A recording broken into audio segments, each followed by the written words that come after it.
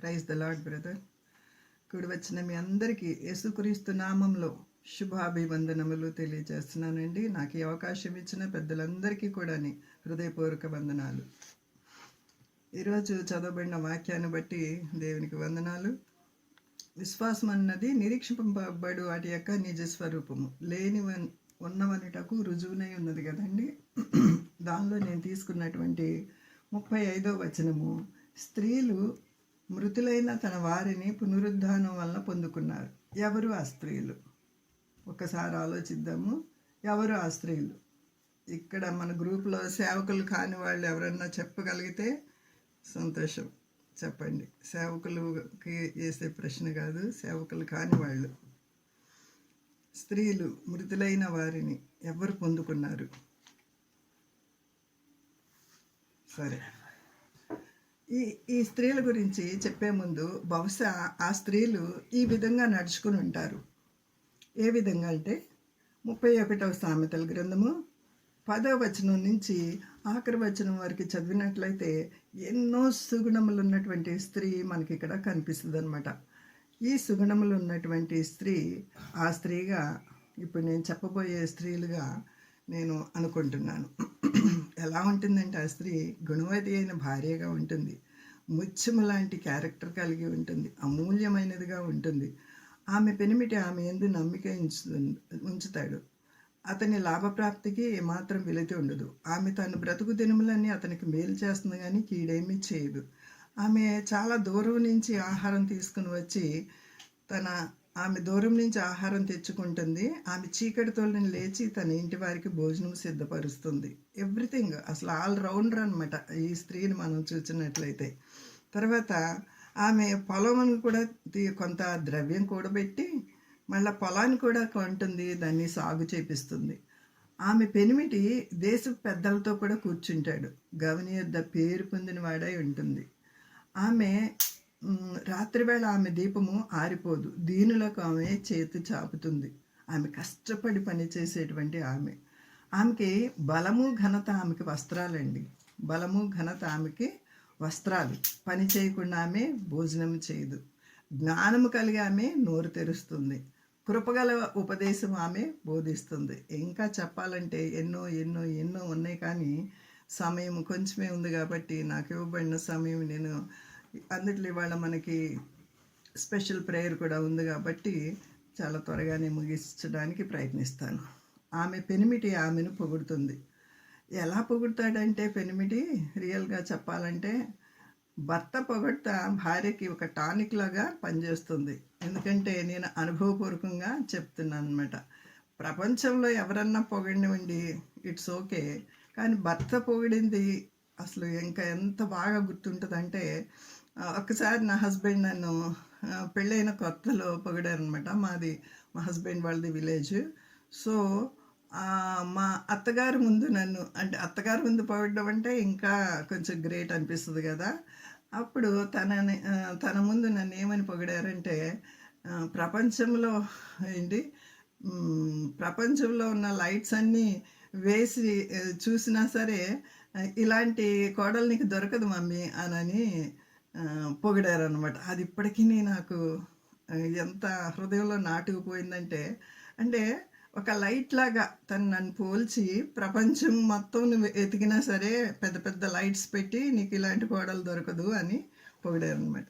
అలాగా ఇక్కడ భర్త పొగుడతాడనమాట. చాలామంది పతివ్రత ధర్మం అనుసరించిన వారు ఉన్నారు, కానీ వారందరినీ నీవు మించిన దానవు అని పొగుడతాడు కదా. అలాగే అందం మోస్కరము సౌందర్యం వ్యర్థము, యెహోవా యందు భయభక్తులు కలిగిన స్త్రీ కొనియాడబడును. ఇలాంటి సుగుణములు ఉన్నటువంటి స్త్రీని ఈరోజు మీ మధ్యకి తీసుకుని వస్తున్నాను. ఈ పాటికి మీరు గెస్ట్ చేస్తుంటారు, ఎవరు పునరుద్ధానం వలన పొందుకున్న స్త్రీలు ఎవరబ్బా అని కదండి.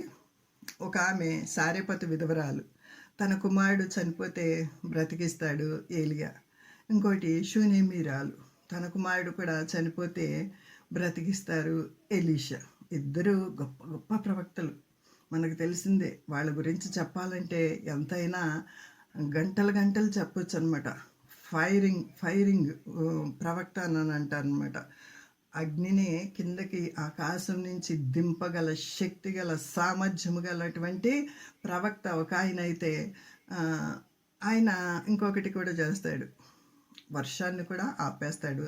వర్షం రమ్మంటే వస్తుంది, వర్షం పొమ్మంటే పోతుంది. ఎంత శక్తిమంతులైనటువంటి ప్రవక్తలు కదండి. ఆ రోజుల్లో ప్రవక్తల్ని, రాజుల్ని, వీళ్ళిద్దరిని రాజుకున్నంత గౌరవం ప్రవక్తలకు కూడా ఇచ్చేవాళ్ళు అన్నమాట. అలాంటి ప్రవక్త ఈ యొక్క షూనేమి షూనేమి అంటే గనురాలు, ఆమె ఇంటికి వచ్చి ఉంటాడు. అసలు మామూలుగా ప్రవక్తలు ఇళ్లలో ఉండరు. వాళ్ళు ఎప్పుడైనా ఒక్కసారి రావటమే ఇల్లు ధన్యమైపోతుంది, పావనమైపోతుంది అని ఆశిస్తారు. అలాంటిది ఆమె గమనించింది. ఈ ఎలీషా ఎలాంటి మంచి దైవజనుడు గ్రహించింది. అందుకనే బహుశా వాళ్ళ హస్బెండ్ ఈమంత ప్రేయర్ఫుల్ కాకపోయి ఉండొచ్చు. అందుకే భర్తను అడుగుతుంది, ఏవండి ఆయన కోసం మనం ఒక గదిని కట్టిద్దామా, మన యొక్క టెర్రస్ పైన గోడ పైన ఒక గదిని కట్టిద్దామంటే వెంటనే ఎందుకు నువ్వు వెళ్ళేది చాలదా, మళ్ళీ ఇంకో పాస్టర్లను కూడా ఇంట్లో తీసుకొచ్చి పెడతావా అన్నాడండి. అనలేదు. మరి వెంటనే భార్య చెప్పిన మాటకి ఒప్పుకున్నారు అనంటే ఆమె ఎంత సత్ప్రవర్తన కలిగినటువంటి స్త్రీగా మనము చూడవచ్చు. ఆమె మనకి ఎంతైనా స్ఫూర్తిదాయకం. ఈరోజు వీళ్ళిద్దరి గురించి ఒక్క మాట నేను కంపేర్ చేస్తాను. నేను ఒక్క స్త్రీనే తీసుకుంటాను. ఇద్దరి గురించి చెప్పాలంటే నా సమయం సరిపోదు. దేవుని చిత్తమైతే మరి ఒకసారి చెప్పుకుందాము. సారేపతి విధవరాలు, ఈమె విధవరాలు, కానీ షూనేమిరాలు ఘనురాలు. మరి ఈ సారేపతి విధవరాలేమో ఫస్ట్ కింగ్స్లో ఉంటుంది. షూనేమిరాలేమో సెకండ్ కింగ్స్లో ఉంటుంది. ఈమెకి ఏలియా కాలంలో సారేపతి విధవరాలు ఆ మిరకల్ మనకు తెలుసు. ఆమె కరువు టైంలో ఎంతగానో చక్కగా పోషించబడుతుంది ఏలియా ద్వారా. తర్వాత ఈమె చనిపోయిన కుమార్ని పొందుకుంటుంది. ఇందాక చెప్పినట్లు షూనేమిరాలు కూడా చనిపోయిన కుమార్ని పొందుకుంటుంది. ఇదైతే సూపర్ న్యాచురల్. అక్కడ ఆమె సారేపతి విధవరాల విషయంలో న్యాచురల్గా జరిగింది డెత్, న్యాచురల్గానే పుట్టాడు పిల్లాడు. కానీ ఇక్కడ సూపర్ న్యాచురల్గానే పుట్టాడు, సూపర్ న్యాచురల్గానే తిరిగి పొందుకుంటారు అన్నమాట.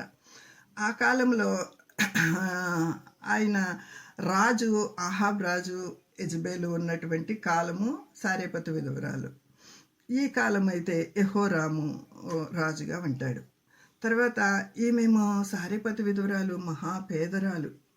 పట్టెడు పిండి మాత్రమే ఉంది, పుల్లలు ఏరుకోవడానికి వచ్చింది. ఆ సమయంలో ఏలియాని కలుసుకుంది. మనకు తెలిసింది ఆ కథ అంతా. ఇక్కడ ఈమె ఘనురాలు, భాగ్యవంతురాలు, చాలా రిచ్ అనమాట. ఈమెకి చాలా తేడా ఉంటుంది అనమాట. చాలా ధనవంతురాలు. బహుశా ఈమెకి అనేకమైన గదులు ఉండొచ్చు. మేము ఢిల్లీలో ఉన్నప్పుడు ప్రెసిడెంట్ హౌస్ చూడడానికి వెళ్ళినప్పుడు ఆయన 365 గదులు ఉన్నాయన్నమాట. ఆయనకి 365 గదులు, ఉండేది ఒక్కడే. కానీ ఆయనకి ఎన్ని గదులు ఉన్నాయంటే నిజంగా అలాగా రిచ్ పీపుల్కి అనేసి గదులు ఉంటాయన్నమాట. నవేడేస్ మనం అంబానీని చూసినట్లయితే యూట్యూబ్లో నిజంగా ఎంత రిచ్గా ఉంటుందంటే, ఇప్పుడు ఆయనది అంత రిచ్గా ఉంది. కానీ ఆ కాలంలో ఈమె కూడా చాలా ధనవంతురాలంటే మరి 100లో కాకపోయినా చాలా గదులు ఉండవచ్చు అనమాట. ఆమె గురించి ఈరోజు మనము కొన్ని మాటలు ధ్యానించుకుందాం. ఈమె దేవుని యందు బహు భయభక్తులు కలిగిన స్త్రీ, ఆతిథ్యం ఇచ్చే స్త్రీ. ఇంకా చెప్పాలంటే లుదియా ఎలాగ ఆతిథ్యం ఇచ్చి వారి ఇంటికి పౌలు వాళ్ళ టీంని అంతటినీ చేర్చుకుందో, ఆ విధంగా ఈమె తన ఎందు భయభక్తులు గలవారిని మరి ఎలీషా గారిని కూడా చేర్చుకున్నట్లు మనకు తెలిసిందే. తన కలిగిన దానితో సంతృప్తి కలిగినటువంటి స్త్రీ, తనకు ఉన్న దాంతో సంతృప్తి కలిగిన సంతుష్టి సహితమైన దైవభక్తి గొప్ప లాభసాధకము అని మనము దేవుని వాక్యంలో చదువుకుంటాం కదా. విశ్వాస వీరురాలు. అందుకని విశ్వాస వీరుల పట్టికలో ఈమె పేరు డైరెక్ట్గా లేదు కానీ ఇండైరెక్ట్గా ఉంది. వీళ్ళిద్దరి గురించి మనకి అక్కడ వ్రాయబడి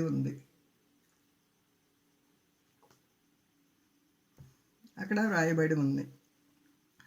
మహానిబ్బరం కలిగినటువంటి స్త్రీ.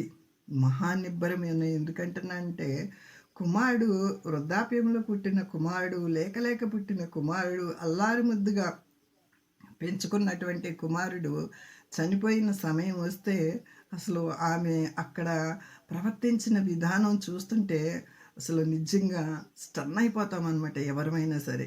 ఎన్నోసార్లు ఆ వాక్యం చదివాను కానీ మరలా చదువుతుంటే పరిశుద్ధాత్మ దేవుడు నాకు అనేకమైన విషయాలు బోధించాడు. ఆ బోధించిన విషయాలే నేను మీ మధ్య తీసుకుని వస్తున్నాను. తర్వాత మనోనిబ్బరం కలిగింది.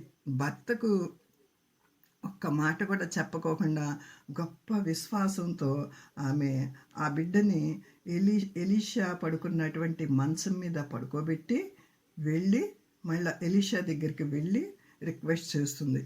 తర్వాత మహాకృతజ్ఞత కలిగినటువంటి స్త్రీగా కూడా మనం చెప్పవచ్చు అనమాట. రండి ఆమె గురించి ఇంకా ఇలాగా తిరిగి పొందుకున్నది బైబిల్లో ఎంతోమంది. అంటే మరి ఒకసారి జన్మ పొందుకున్న చనిపోయిన తర్వాత తిరిగి లేచినటువంటి వారు చాలామంది మనకి కనిపిస్తారు బైబిల్ గ్రంథంలో. ఐతుకు కనిపిస్తారు, తర్వాత యేసు ప్రభు ముగ్గురిని లేపుతారు, యాయేరు కుమార్తెను లేపుతారు, తర్వాత విధవరాలు కుమారుడిని లేపుతారు, ఇంకా మనందరికీ తెలిసిందే లాజర్ని లేపుతారు. ఇవన్నీ కూడా మనకి చాలామంది తిరిగి లేచిన వాళ్ళని చూస్తూ ఉంటాం. తర్వాత వాళ్ళు చనిపోతారు, అది వేరే విషయము. సో ఒక్కొక్క మాట మనము చదువుకుంటూ వెళదాం రండి ఈ బైబిల్ గ్రంథంలో ఈ ఘనురాలైనటువంటి స్త్రీ గురించి.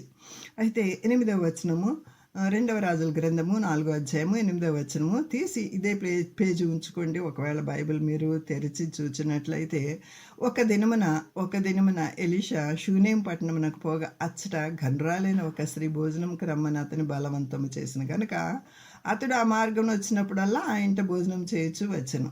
ఆమె గమనిస్తూ ఉంది అని చెప్పాను కదా. ఈయన అటు ఇటు బోధ కోసము ఆ సమయంలో ఆ ఊరికి రావటము, కొన్ని ప్రవచనాలు ఇవన్నీ చూసినప్పుడు ఆయన అటు వచ్చినప్పుడల్లా కూడాని ఈమె ఇంటికి వస్తున్నట్లుగా మనం చూస్తున్నాం అనమాట. బలవంతము చేసింది కాబట్టే అతడు ఆ మార్గమున వచ్చినప్పుడల్లా ఆమె ఇంట భోజనం చేయొచ్చు వచ్చను. కాగా ఆమె తన పెనిమిటిని చూచి మన యొద్దకు వచ్చుచూ పోవచ్చు ఉన్నవాడు దైవ భక్తి గల దైవజనుడని నేను ఎరుగుదును. కావున మనం అతనికి ఒక గోడ మీద ఒక చిన్న గది కట్టిద్దామండి అని అడుగుతుంది అనమాట. అడిగినప్పుడు అతను ఒప్పుకుని గది కట్టడమే కాకుండా ఆయనకు కావాల్సిన సామాగ్రి అంతా కూడా చక్కగా సమకూరుస్తుందండి. ఏమేమి సమకూరుస్తుంది? మినిమం థింగ్స్ అన్నీ సమకూరుస్తుంది ఆయన వచ్చి కంఫర్టబుల్గా ఉండటానికి. నేను యేసన్న గారి గురించి ఒక మాట విన్నాను. ఆయన కూడా అక్కడక్కడ ప్రపంచం అంతా తిరిగి సేవ చేస్తుంటున్నారు. ఆయన కోసం కూడా ఈ విధంగా కొంతమంది ఏర్పాటు చేసి ఉంచారంట. అక్కడికి వెళ్ళినప్పుడు ఆయన రెస్ట్ తీసుకోవడానికి ఈ గది ఆయన వాడుకోవడానికి ఉంటుందని అనేసి అది విన్నాను అనమాట. మంచం ఒకటంట, బల్ల, పీట, దీపస్తంభము ఉంచిందనమాట. అతడు మన యొద్దకు వచ్చినప్పుడల్లా అందులో బస చేయవచ్చునని భర్తని కన్విన్స్ చేసింది కాబట్టి భర్త ఒప్పుకున్నాడు. ఆ తర్వాత అతడు అక్కడికి ఒకనొక దినమున వచ్చి ఆ గదిలోకి వచ్చి అక్కడ పడుకున్నాడు అనమాట. అంటే అక్కడికి వచ్చినప్పుడల్లా రెస్ట్ తీసుకుంటూ ఉన్నాడనమాట. ఈ 4 గురించి చెప్పాలంటే అదొక పెద్ద మెసేజ్ అయిపోద్ది. మంచము, బల్ల, పీట, దీపస్తంభం గురించి చెప్పాలంటే మంచం దేన్ని సూచిస్తుందంటే రెస్ట్ని సూచిస్తుంది. దీపం దేన్ని సూచిస్తుందంటే వాక్యాన్ని సూచిస్తుంది. ఎందుకంటే దేవుని వాక్యంలో 119 కీర్తన 105లో నీ వాక్యం నా పాదములకు దీపము, నా త్రోవకు వెలుగని ఉంటుంది కదండి. అలాగా వెలుగుగా ఉంటుందన్నమాట. దేవుని వాక్యముకి సూచిస్తుంది. ఇంక ఇవన్నీ చెప్పుకుంటూ వెళ్ళినట్లయితే చాలా టైం అవుతుంది, కానీ నేను జస్ట్ అవుట్లైన్సే చెప్తున్నాను. తర్వాత 11వ వచనము, ఆ తర్వాత అతడు అక్కడికి ఒకనొక దినమున వచ్చి ఆ గదిలో పడుకున్నాడు. పిమ్మట అతడు తన దాసుడిని గెహాజీని పిలిచి ఈ షునేమీరాల్ని పిలవమని చెప్పాడు అనమాట.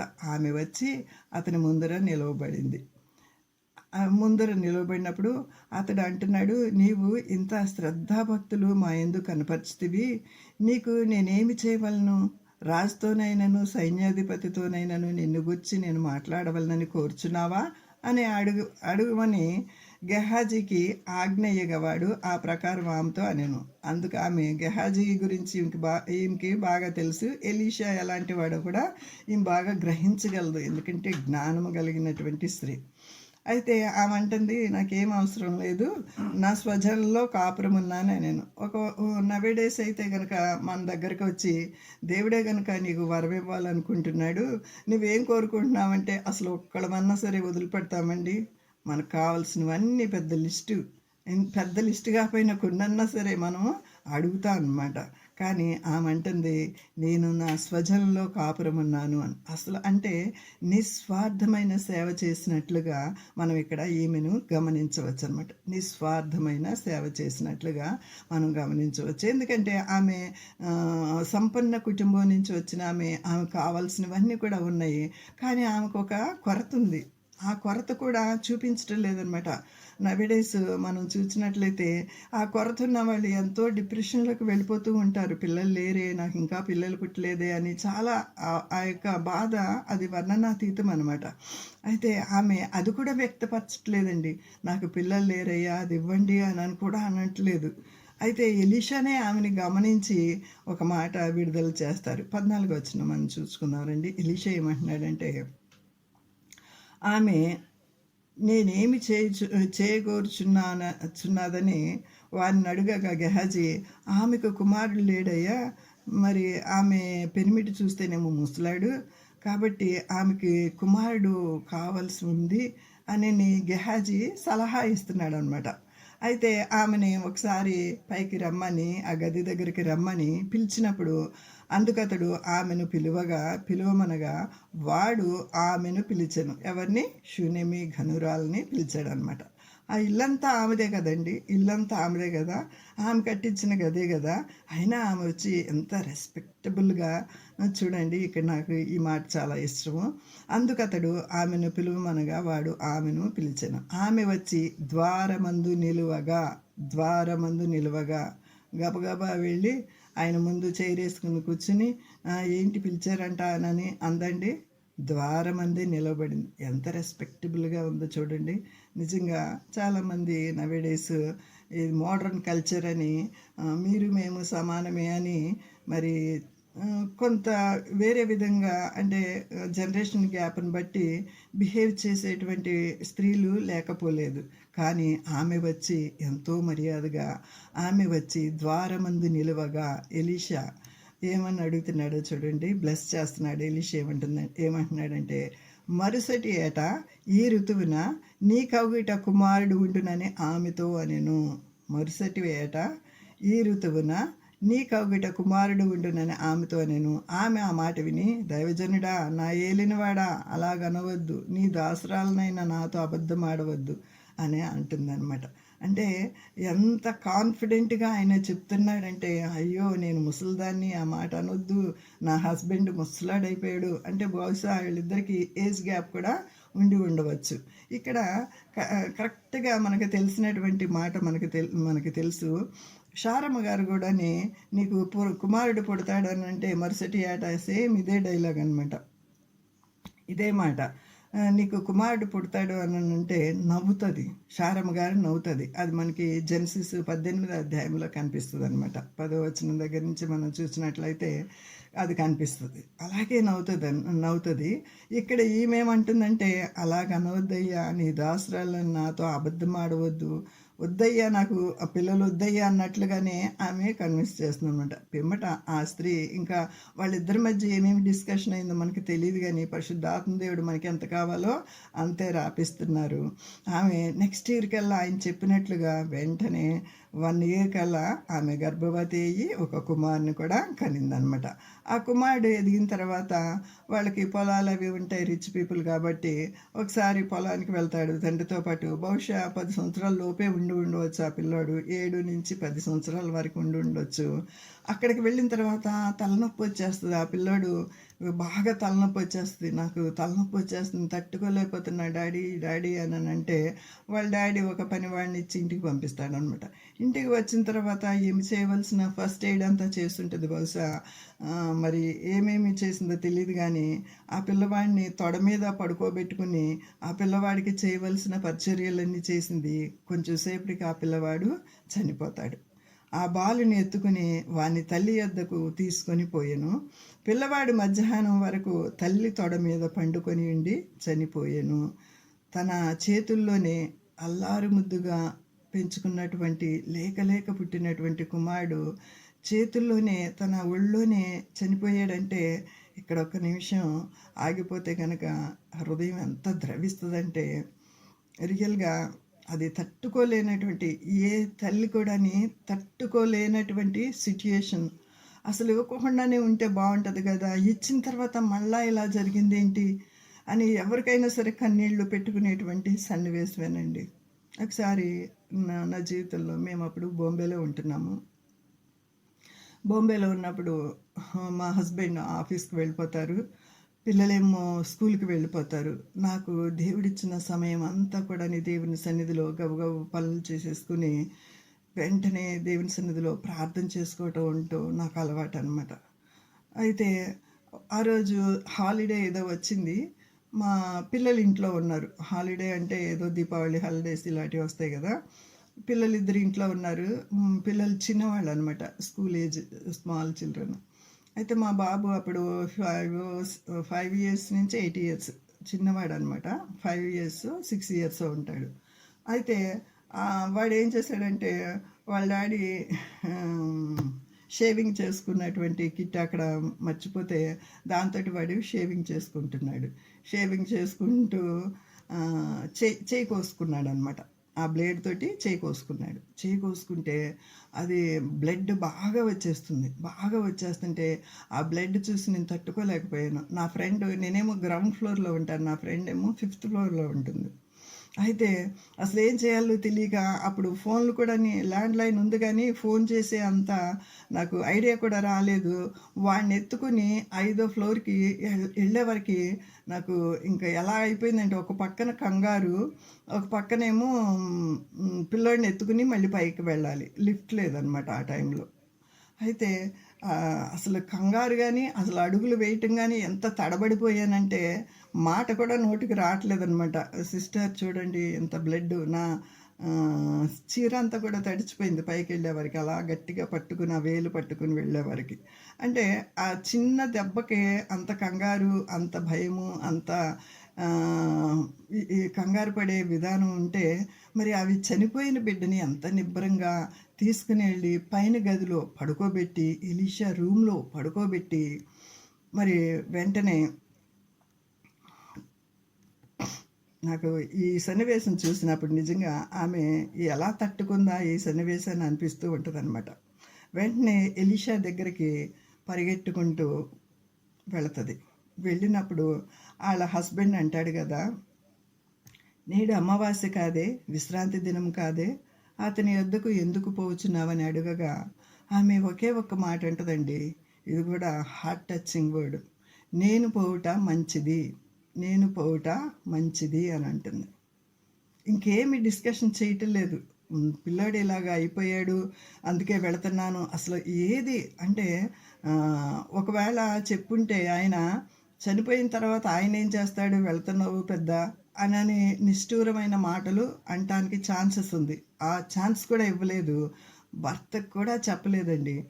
ఎలా వెళ్ళిపోయిందంటే పరిగెట్టుకుంటూ ఎలీషా దగ్గరికి. కర్మేలు పర్వతం మీద ఎలీషా ఉంటాడు. అందుకే నేను నా మెసేజ్కి ఈ విధంగా ఇక్కడ ఆగి నేను ఒక టైటిల్ పెట్టాను నా మెసేజ్కి, కర్మేల్ నుండి కల్వరి వరకు.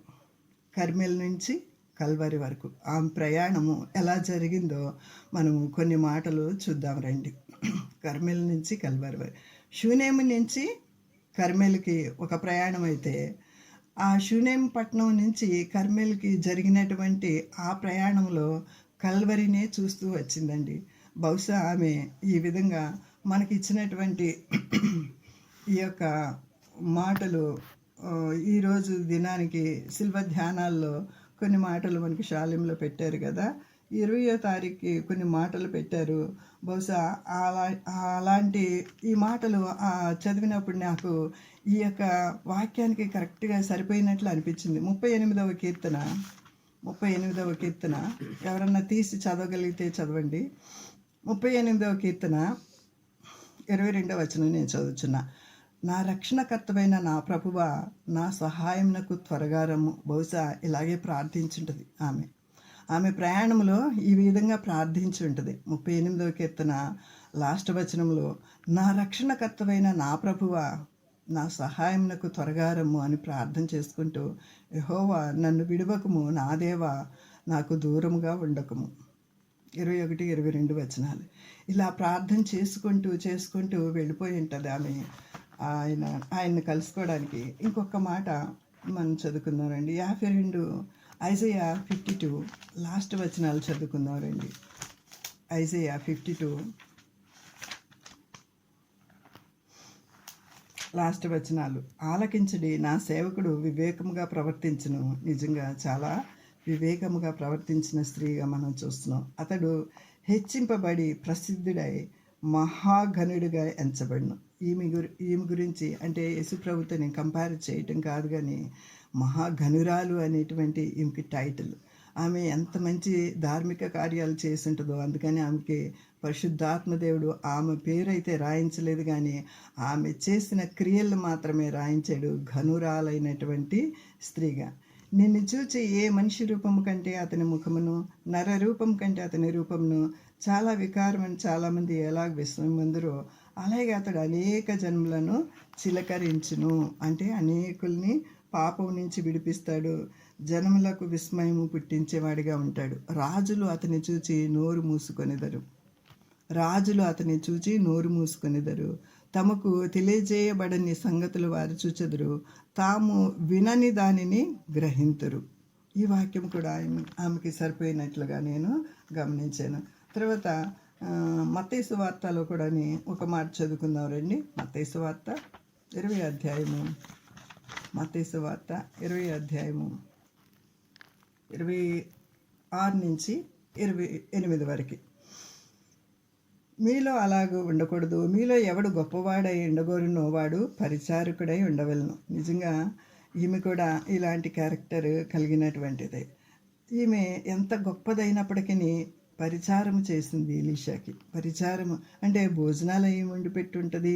మరి ఆయన వెళ్ళగానే ఆయనకి రూమ్ అది క్లీన్ చేసి రెడీ పెట్టుంటుంది. ఆయన వస్త్రాలు ఉతుకుంటుంది. ఇదివరకు సేవకులు వస్త్రాలు కూడా ఉతికేవారండి. అది మీకు తెలియదేమో, నవేడేస్ జనరేషన్కి. మా మమ్మీ చేసింది అది, నేను చూశాను, గమనించాను. నేను మా మమ్మీ వచ్చినటువంటి సేవకుల వస్త్రాలు అప్పుడు మనకున్నట్లుగా ఇన్నేసి డ్రెస్సులు ఉండేవి కాదు కదండి. ఒక డ్రెస్సు ఒంటి మీద ఉంటే ఒక డ్రెస్సు బ్యాగ్లో ఉండేది. అలాగా వాళ్ళు ప్రయాణం చేసి అలసిపోయి ఉన్నప్పుడు, భోజనం చేసి పడుకున్నప్పుడు వాళ్ళ వస్త్రాలు ఉతికేవారనమాట. ఆమె అన్ని పరిచర్యలు చేసింది. మీలో అలా ఉండకూడదు. మీలో ఎవడు గొప్పవాడై ఉండగోరిన వాడు పరిచారకుడై ఉండను. మీలో ఎవడు ముఖ్యుడై ఉండగోరిన వాడు మీ దాసుడై ఉండవలేను. అలాగే మనిషి కుమారుడు పరిచారం చేయించుకుంటకు రాలేదు, కానీ పరిచారము చేయుటకును అనేకులకు ప్రతిగాను విమోచన క్రయధనముగాను తన ప్రాణమునిచ్చుటకు వచ్చునని దేవుని వాక్యము సెలవిస్తుందండి. ఇక్కడ కర్మెల్ నుంచి కల్వరి వరకు వెళుతూ ఆమె ఎలాంటి ప్రార్థన చేసిందో మనం అర్థం చేసుకోవచ్చు. ఆమె హృదయము బద్దలయ్యేటట్టు ఎంత విశ్వాసం అండి, అసలు ఎంత విశ్వాసం, అచంచలమైనటువంటి విశ్వాసాన్ని ఇక్కడ కనపరుస్తున్నట్లుగా మనం చూస్తాం. శీఘ్రముగా తోలుము, పనివాడితో అంటుంది, నేను నీకు సెలవిచ్చే వరకు నువ్వు నెమ్మదిగా తోలొద్దు, గాడిదని ఎక్కి వెళ్ళిపోతుంది. ఆమె శీఘ్రంగా స్పీడ్గా వెళ్ళిపోతుంది. ఈ ప్రకారం ఆమె పోయి కర్మేలు పరమతో ఉన్న దైవజని యొద్దకి వచ్చిందండి. దైవజనుడు దూరం నుంచి ఆమెను చూస్తూ ఉన్నాడు. అదిగో షునేమిరాలు వస్తుంది. ఆ గెహాజీతో చెప్తున్నాడు, నీవు ఆమెను ఎదుర్కొనేటకు పరుగున పో. నువ్వు కూడా ఆమె ఏంటో చాలా హడావిడిగా వస్తుంది. ఆమె ఫేస్ చూసి తెలిసిపోతుంది, ఆయనకి గమనించేస్తున్నారు. నువ్వు కూడా పరిగెట్టుకుని ఎదుర్కొని పోయి నీవును నీ పెనిమిటి సుఖముగా ఉన్నారా, నీ బిడ్డ సుఖముగా ఉన్నారా అని అడగమని చెప్పాడు అనమాట. పనివాడు అయినటువంటి గెహాజీతో చెప్పినప్పుడు అందుకు ఆమె సుఖముగా ఉన్నామని చెప్పిందండి. వింటున్నారా? ఇక్కడ ఆమె ఆన్సర్ చూడండి. అందుకే నువ్వు నీ నాలుక కానీ నీ నోరు కానీ ఏం మాట్లాడితే, అందుకే నోరు గురించి చాలా విషయాలు పరిశుద్ధాత్మ దేవుడు రాయించి పెట్టాడండి. ఆమె నోటితో ఏమైతే పలికిందో అదే నెరవేరినట్లుగా చూస్తున్నాం. మేము సుఖంగా ఉన్నాము. ఇదే సిట్యుయేషన్ మనము అబ్రహాము ఇస్సాకు బలి ఇచ్చే దగ్గర 22వ అధ్యాయంలో జెనసిస్లో మనం చూస్తున్నాము. మేము బలి ఇచ్చి వస్తాము అని అంటాడు. అక్కడ మీరు గమనించినట్లయితే అక్కడ ఒక చక్కని మాట ఉంటుంది అనమాట. నేను అన్నీ తీసి చదివించడానికి సమయం లేదు. సో అక్కడ కూడా మేము దేవునికి బలి ఇచ్చి తిరిగి వస్తాము అని అంటాడనమాట. అసలు ఏం విశ్వాసం అండి నిజంగా. అక్కడ అబ్రహాం కూడా బిడ్డ చనిపోతాడు, నా చేతులతో నేను బలి ఇవ్వాలన్నప్పుడు ఆ కొండకి అసలు ఎలా నడిచి వెళ్ళాడు. ఆ సిట్యుయేషన్ కూడా అసలు చదువుతుంటే ఆ పేర చదువుతున్నప్పుడల్లా కూడా గుండెలు ఇలా పట్టుకుని చదవాలండి. ఎంత విశ్వాసం. అందుకే ఆయన్ని విశ్వాసులకు తండ్రి అని పరిశుద్ధాత్మ దేవుడు రాసి అక్కడ పెట్టేశాడండి. ఒక కొలమానంగా ఉన్నాడు అబ్రహాం మనందరికీ కూడా. తర్వాత పిమ్మట ఆమె కొండ మీద నన్ను దైవజన యొద్దకు వచ్చి అతని కాళ్ళు పట్టుకొనేను. ఇంకేమీ పట్టుకోలేదండి. వెళ్ళిపోయి సాష్టాంగంగా కాళ్ళు పట్టేసుకుంది దైవజనుడిని. కాళ్ళు పట్టేసుకుని ఏమంటుంది, కాళ్ళు పట్టుకొనేను. గెహాజీ ఆమెను తోలివేయటకు దగ్గరకు రాగా, ఈ గెహాజీ గురించి మనకు తెలిసిందే. నవేడేస్ ఇంకా నేను ఎక్కువ చెప్పను, కానీ ఈ గెహాజీ ఎలాంటి వాడో మనకు అందరికీ తెలిసిందే. తోలివేయాలని చూసినప్పుడు ఆయనతోటి ఎలీషా ఏమంటున్నాడంటే, ఆమె బహు వ్యాకులంగా ఉన్నది, యెహోవా ఆ సంగతి నాకు తెలియజేయక మరుగు చేసను, ఆమె జోలికి పోవద్దని శిష్యునికి గెహాజీకి చెప్తాడనమాట ఎలీషా. అప్పుడు ఆమె, కుమారుడు కావాలని నేను అడిగానయ్యా, ఎందుకు ఇచ్చావయ్యా కుమారుడిని, నన్ను భ్రమ పెట్టవద్దని చెప్పాను కదయ్యా నీకు అని ఎంత ఏడుస్తూ ఆమె బ్లాస్ట్ అయి ఉంటుందో బహుశా ఇక్కడ ఎలీషా దగ్గరికి వచ్చి. భర్త ముందు కూడా బ్లాస్ట్ అవ్వలేదు కానీ ఎలీషా దగ్గరికి వచ్చి ఇలాగ అంటుంది, నన్ను భ్రమ పెట్టవద్దని చెప్పలేదయ్యా నీకు అని అతనితో మనవి చేయగా, అతడు, నీ నడుము బిగించుకొని నా దండమును చేతపట్టుకుని వెళ్ళిపో, ఎవరైనా నీకు ఎదురుపడిన ఎడల వానికి నమస్కరించవద్దు, ప్రతి నమస్కారం చేయొద్దని గెహాజీకి చెప్తుంటే ఆమంటుంది, గెహాజీ కాదు, మీరే రావాలయ్యా, మీరే రావాలి అని పట్టుపట్టిందనమాట. పట్టుపట్టి చెప్తుంది కదా తల్లి. ఆ మాట విని, యెహోవా జీవముతోడు నీ జీవముతోడు నేను నిన్ను విడువనని చెప్పగా అసలు పట్టిందండి. మీరే రావాలి, మీరు వస్తేనే నా కుమారుడు బతుకుతాడు, ఈ గెహాజీ వల్ల ఏమి కాదని ఆమె గ్రహించేసి మీరే రావాలి అని అంటుంది. అక్కడ మనం జెనసిస్లో ఇంకొక మాట చదువుకుంటాం. ఇక్కడ నాకు ఒక మాట జ్ఞాపకం వస్తుంది. అందరినీ పంపించేసిన తర్వాత ఒక్కడే మిగిలిపోతాడు. తెలుసు కదండి మనకు ఆ స్టోరీ కూడా. యాకోబు ఆ మొక్కతే ఎలీషా దగ్గరికి వెళుతుంది. అక్కడ వరకు చెప్పాను కదండి. సరే, అయితే ఆమె, యెహోవా జీవముతోడు మీరు వస్తేనే కానీ నేను వెళ్ళను అని అంటుంది అనమాట. మీరు వస్తేనే కానీ నేను వెళ్ళను అని. ఇక్కడ మనకి యాకోబు ఒక్కడే నైట్ మిగిలిపోయి ఆ రాత్రంతా పెనుగులాడతాడు కదండి. రాత్రంతా పెనుగులాడి, నీవు నన్ను దీవించితేనే కానీ నిన్ను వదిలిపెట్టిన అన్నప్పుడు అప్పుడు ఆయన పేరు మారిపోతుంది, ఆయన తీరు మారిపోతుంది, ఆయన బ్రతుకు మారిపోతుంది. అప్పుడు ఆయనకి ఇశ్రాయేల్ అని పేరు పెట్టి దేవుడు ఆశీర్వదించి పంపిస్తాడు. అలాగే ఈమె కూడా, నీవు నాతో వస్తేనే కానీ నేను నిన్ను విడవను అని చెప్తుంది. యెహోవా జీవముతోడు నీ జీవంతోడు నేను నిన్ను విడవనని చెప్పగా అతడు లేచి ఆమెతో కూడా వెళ్ళాడు అనమాట. వెళ్ళిన తర్వాత జరిగిన మిరకల్ ఏంటంటే, గెహాజీ ఈయనకన్నా ముందే పరిగెట్టుకుంటా వెళ్ళాడు. ఇదంతా ఇంకా చాలా లెంతీ అయిపోతుంది. వెళ్ళిన తర్వాత గెహాజీ వల్ల ఏమీ కాలేదు. పరిగెట్టుకుంటా వెళ్ళాడు, దండం ఆమె ఆ పిల్లాడి మీద పెట్టాడు, అయినా ఏమీ కాలేదు. కానీ ఈయన వెళ్ళిన తర్వాత ఎలీషా ఆ ఇంట చొచ్చి బాలుడు మరణమై ఉండి తన మంచం మీద పెట్టబడి ఉండుట చూచి తానే లోపలికి పోయి వారిద్దరే లోపలుండగా తలుపు వేశాడు. తలుపు వేసి యెహోవాకు ప్రార్థన చేస్తాడు. ఏమని ప్రార్థన చేస్తాడో మనము గమనించవచ్చు. మంచం మీద ఎక్కి బిడ్డ మీద తను చాచుకొని తన నోరు తన నోటి మీదను, తన కళ్ళు వాని కళ్ళ మీదను, తన చేతులు వాని చేతుల మీదను ఉంచి బిడ్డ మీద పొడుగుగా పడుకొనగా ఆ బిడ్డ ఒంటికి వెట్ట పుట్టెను. వెట్ట పుట్టిందండి. వెట్ట పుట్టినప్పుడు వెంటనే తాను బిడ్డ ఒంటికి వెట్ట పుట్టింది. తాను దిగి ఇంటిలోకి ఇవతల నుండి అవతలకి ఒకసారి తిరిగి నడిచి మరలా మంచం మీద ఎక్కి వాని పొడుగున పండుకొనగా బిడ్డ 7 మారులు తుమ్మి లెగుస్తాడండి. 7 మారులు తుమ్మి లెగుస్తాడు. ఇక్కడ మనం ఆధ్యాత్మిక విషయము గమనించినట్లయితే నిజంగా మనము అనేక సార్లు ఇలాంటి అనుభవంలో నుంచి కూడా వెళుతూ ఉంటాం అన్నమాట. మరింత జీవానికి గుర్తుగా ఉంటుంది. ఆయన 7 సార్లు తుమ్మి లేవటం అన్నది మరింత జీవానికి గుర్తుగా ఉంటుంది. మరి ఇంకొక మాట మనం చూసుకుందాం రండి, లాస్ట్ నేను ముగించేస్తాను. గెహాజీని పిలిచి ఆయన మళ్ళీ ఏమని చెప్తాడంటే, గెహాజీని పిలిచి షునేమీరాల్ని పిలుచుకురా, బిడ్డ లేచాడు అని చెప్తాడండి. ఎంత మిరకలెస్గా ఆ బిడ్డ లెగుస్తాడంటే, తాను దిగి ఇంటిలో యువతల అవతలకు ఒకసారి తిరిగి నడిచి మరలా మంచం మీద ఎక్కి వారిని పొడుగుగా పడుకొనగా బిడ్డ 7 సార్లు తుమ్మి కళ్ళు తెరిచెను. అప్పుడు అతడు గెహాజీని పిలిచెను. కళ్ళు తెరచాడండి, కన్నులు తెరచాడు. ఎలీషాని కళ్ళు తెరచి చూడంగానే ఎలీషాని చూశాడు. కళ్ళు మూసినప్పుడు తల్లిని చూశాడు. కళ్ళు తెరిచినప్పుడు ఎలీషాని చూశాడు. జ్ఞాననేత్రాలు తెరవబడాలండి. జ్ఞాననేత్రాలు తెరవబడాలి. మన చుట్టూ అనేక మంది వాక్యము తెలియని వాళ్ళు ఎంతోమంది ఉంటున్నారు. ఎంతోమంది మన చుట్టూ ఉన్నవాళ్ళు, వాళ్ళకి మనోనేత్రము తెరవబడేటట్టుగా మన ప్రవర్తన ఉప్పువేసినట్లుగాను మన మాటలు కృపాసహితంగాను ఉండాలని దేవుని వాక్యం మనకి సెలవిస్తుందండి. ఈ సిట్యుయేషన్ ద్వారా మనము నేర్చుకోగలుగుతాము. ఆమె అతని యొద్దకు రాగా అతడు, నీ కుమార్ని ఎత్తుకొనిమని ఆమెతో చెప్పాను. ఈ సిట్యుయేషన్ కూడా మనం ఒకసారి ఊహించుకోవచ్చు. ఎలాగా ఇంకా కుమారుడిని కౌగిలించుకుందో. అంతకన్నా ముందు ఆమె ఏం చేసిందంటే, అంతటా ఆమె లోపలికి వచ్చి అతని కాళ్ళ మీద సాష్టాంగపడి లేచి తన కుమార్ని ఎత్తుకొని పోయాను. హల్లెలూయా, హల్లెలూయా. ఎంత మిరకలస్గా ఈ పిల్లోడిని ఎత్తుకుని ఆమె మరి సంతోషించి ఆనందించుంటుంది.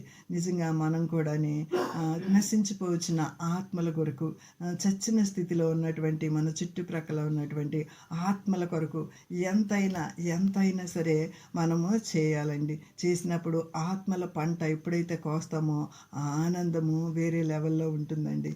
అందుకని దేవుడు ఒక మాట నాకు బాగా నచ్చిన మాట ఏంటంటే, మనం దేవుని కొరకు ఏమైతే చేస్తామో అదే మనకి బ్లెస్సింగ్గా ఉంటుందండి. ఆమె దేవుని కొరకు, దేవుని దైవజనుడి కొరకు ఆమె చేసింది ఆమె బ్లెస్సింగ్గా మారిపోయిందండి. నీ బిడ్డలకు అది అక్కడికి వస్తుందండి. మనం ఏదైతే ఈ రోజున చేస్తామో అది మన బిడ్డలకి తప్పకుండా అక్కడికి వస్తుంది అనమాట. ఒక చక్కని సాంగ్ ఉంటుంది, it is well with my soul అని. ఆ పాట రాసినటువంటి రచయిత ఏ సిట్యుయేషన్లో రాశాడంటే నాకు చాలా ఇష్టమైనటువంటి పాట ఇది. అయితే ఆమె ఈ సిట్యుయేషను చనిపోయి ఉన్నటువంటి సిట్యుయేషన్లో కర్మేల్ నుంచి కల్వరి వరకే అని నేను మీకు చెప్పినప్పుడు నాకు ఈ పాట జ్ఞాపకం వచ్చింది. ఏంటంటే, it is well with my soul అని ఆ భక్తుడు ఏ విధంగా పాడతాడంటే, ఆ భక్తుని యొక్క పేరు కూడా నేను రాసుకున్నానండి. స్పఫర్డ్ అనమాట. ఆయన హెరటియో స్పఫర్డ్ అనేటువంటి భక్తుడు ఈ పాటని రాస్తాడు. ఆయనకి 4 బిడ్డలు ఉంటారండి. ఆ 4 డిఎల్ మూడీ గారి మీటింగ్స్కి అటెండ్ అవుదామని వీళ్ళు అందరూ ఒక ఓడలో ప్రయాణమై వేరే ప్లేస్కి వెళుతూ ఉంటారు, భార్య పిల్లలు అనమాట. ఎందుకంటే ఈయన కూడా జాయిన్ అవ్వాలి, కానీ ఈయనకి బిజినెస్ పనుల్లో నేను తర్వాత వచ్చి జాయిన్ అవుతాను, మీరు ముందుగా వెళ్ళండి అని పంపిస్తాడనమాట. పంపించినప్పుడు ఆ ఓడ పగిలిపోయి 4 పిల్లలు ఒక స్పాట్లోనే చనిపోతారండి. కానీ భార్య ఒక్కటి మాత్రం సేవ్ అవుతుంది.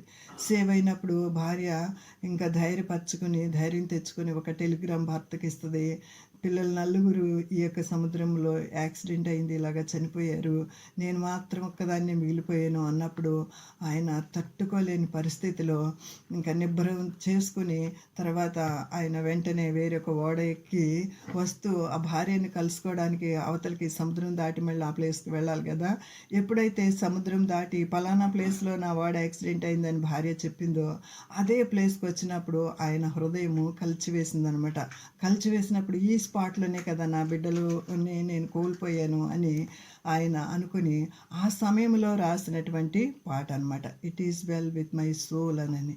ఇది అంత ఏది జరిగినా నా మంచి కోసమే జరుగుతుంది, పర్లేదు, దేవుడిచ్చిన యెహోవా ఇచ్చను, యెహోవా తీసుకునేను, యెహోవా నామమునకు మహిమ కలుగునుగాక అని ఆయన ఎంత ధైర్యంగా చెప్పగలిగాడంటే నిజంగా ఈ భక్తులను చూసి మనం ఎంతైనా నేర్చుకోదగినటువంటి విషయాలు ఉన్నాయండి. మరి ఈ యొక్క షూనేమి స్త్రీ ద్వారా మనము అనేక విషయాలు నా మట్టుకు నేను నేర్చుకున్నాను అనమాట. భర్తకి ఎంత విధేయత కలిగి ఉండాలి, మరి సిచ్యుయేషన్స్, బ్యాడ్ సిచ్యుయేషన్స్ వచ్చినప్పుడు ఎంత ధైర్యంగా ఉండాలి. ఇలాంటి సిచ్యుయేషన్స్ మనం నవేడేస్ ఈ స్త్రీలు, ఈ ఉమెన్స్ డే వస్తుంది కదండి, దేవుడిని అడిగినప్పుడు ఉమెన్స్ డే సందర్భంగా ఇది చెప్పమని దేవుడు నాకు చెప్పాడు. మరి నేను దేవుడు చెప్పినటువంటి మాటలు నేను మీ ముందుకు తీసుకొచ్చాను. మరి విన్న వాళ్ళందరూ కూడా ఈ ఉమెన్స్ డే సందర్భంగా మనం చేయవలసినటువంటి స్ఫూర్తిదాయకమైనటువంటి ఈ యొక్క షూనేమీరాల్ని, స్ఫూర్తిదాయకమైనటువంటి ఈ షూనేమీరాలు దేవుని యందు భయభక్తులు కలిగినది, శ్రద్ధాభక్తులు కలిగి ఉంది. సేవకులంటే మరి కలిగిన దాంతో తృప్తి కలిగి ఉన్న జీవితాన్ని, మనోనిబ్బరం గల జీవితాన్ని, కృతజ్ఞత కలిగినటువంటి జీవితాన్ని, కాళ్ళ మీద పడి దేవుని యొద్ద పెనుగులాడే జీవితాన్ని మనం కూడా నేర్చుకుందాము. దేవుడి వాక్యాన్ని దీవించునుగాక. Thank you so much. Amen, amen, amen.